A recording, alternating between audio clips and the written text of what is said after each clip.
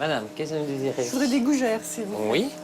Dans cette pâtisserie renommée de la ville de Beaune en Bourgogne, ce ne sont pas ces macarons multicolores ni ces éclairs appétissants qui sont les stars, mais de succulents petits choux bourguignons, les gougères. Je suis bourguignonne et bon, j'aime la pâte à choux, j'aime le comté, et elles sont très bonnes ici. 1,50 € la grosse gougère, pour les petites, comptez 4,50 € les 100 grammes. Ici, on en vend près de 60 000 par an, soit 200 par jour. Car en Bourgogne, la gougère est une institution. Quand on a nos petits-enfants, on ne manque plus jamais d'avoir des gougères. Parce qu'elles les prennent des fois par 2 et 3. Hein. C'est le patrimoine culturel, ouais. Faut le garder, c'est important ça. Des petits choux au fromage, croustillants à l'extérieur et moelleux à l'intérieur. L'ancêtre de la gougère apparaît au XVIIe siècle. À l'origine, c'était une tartelette que l'on garnissait de fromage. C'est au XIXe siècle que la gougère va finalement prendre la forme d'un chou. Pour l'apéritif ou en plat de résistance, la gougère se décline à toutes les sauces. Retour sur l'un des fleurons du patrimoine culinaire bourguignon. Dans la famille de Didier, cette recette se transmet de génération en génération. Aujourd'hui, il va initier son neveu Paul.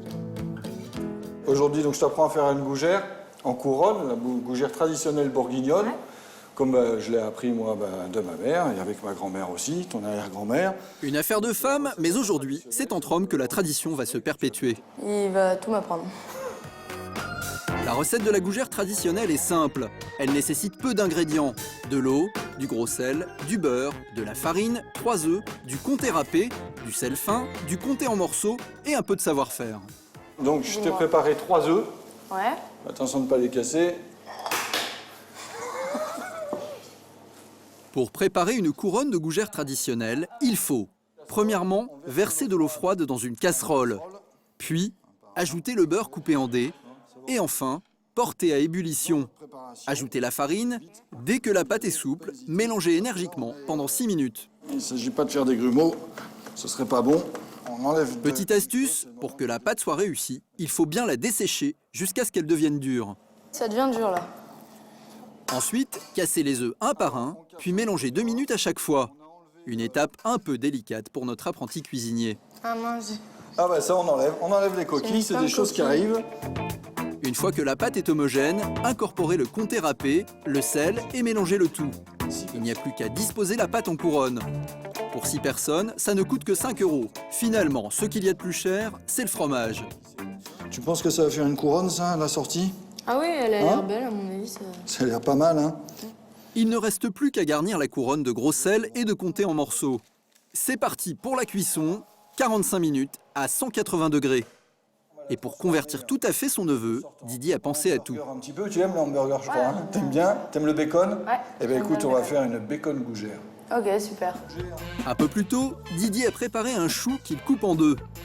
Il va placer à l'intérieur de sa gougère une feuille de salade, une tranche de tomate, du bacon grillé, un peu de moutarde, quelques copeaux de comté et de l'oignon émincé. La bacon gougère est prête.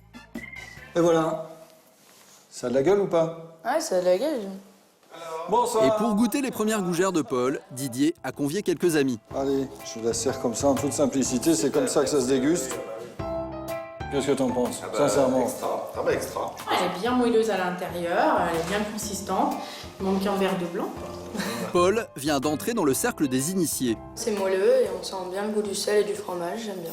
Maintenant, Paul et Didier espèrent épater leurs amis avec leur gougère version moderne. C'est une bacon gougère. C'est ainsi qu'on l'a baptisée. Il y a forcément un petit peu de bacon dedans. Qui veut goûter en premier? Allez, moi. Moi, j'aime bien la nouvelle. C'est bon. Elle est vraiment bonne. C'est vrai? Franchement. Mais en Bourgogne, la gougère n'est pas cantonnée au four de nos maisons ou au rayon des boulangeries. Certains grands chefs se sont eux aussi emparés de la gougère de nos grands-mères pour la moderniser. Philippe Auger en a fait un incontournable de son menu, car pour lui, ces petits choux sont bien plus que de simples amuse-bouches. On va faire une gougère en étoile, d'accord, avec des produits bourguignons. On va mettre des escargots. On a la chance d'avoir, sur la montagne de Beaune, des petites forêts où on a réussi à trouver des girolles. Et on va mettre aussi de l'ail de notre jardin et le persil de notre jardin. Donc, typiquement, terroir. Quand il s'agit de gougère, Philippe Auger a du mal à cacher son enthousiasme. La gougère, on va la sublimer, on va la rendre belle. Déjà qu'elle est belle, mais on va la rendre... Notre objectif aujourd'hui avec Jérôme, c'est de la rendre beaucoup plus belle. Philippe les aime tellement que quand il parle de gougère, il en deviendrait presque chauvin. Et de la gougère, c'est à nous. Hein, c'est pas aux autres, on va pas... hein. Le brevet, il est en Côte d'Or. La recette commence avec un autre classique de la gastronomie bourguignonne, les escargots. Donc ces petits escargots, on va les sauter. On va les sauter et ensuite, on va s'occuper de notre petite girole. Après avoir fait revenir les escargots et les girolles, le chef ajoute quelques feuilles de salade, une sauce verte aux fenouilles et de la crème d'ail. Pour Philippe Auger, la gougère est un champ d'expérimentation sans limite. On peut se la farcir avec du foie gras, on peut se faire une mousseline de saumon fumé caviar, il y a plein de possibilités, quoi. Justement, sur sa lancée, notre chef nous présente une autre création qu'il vient de concocter.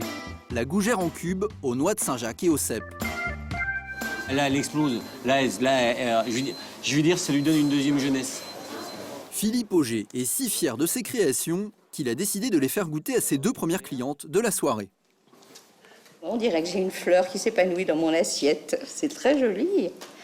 Puis ça sent très bon. Les saveurs se mélangent très très bien. Ah oui, moi aussi. Très très bien. Ici, on est bien loin de la gougère rustique servie à l'apéritif.